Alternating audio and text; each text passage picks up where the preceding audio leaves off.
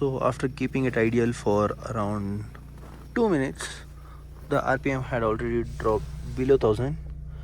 So after like 2 to 3 minutes, को हल्का सा रेव करना है. Like I'll show you. The RPM range should be like ये usually auto warm up में होता है, but ऐसी गाड़ियों में खुद ही करना पड़ता है. Around like 1500 and 1000, 1500 and 1000.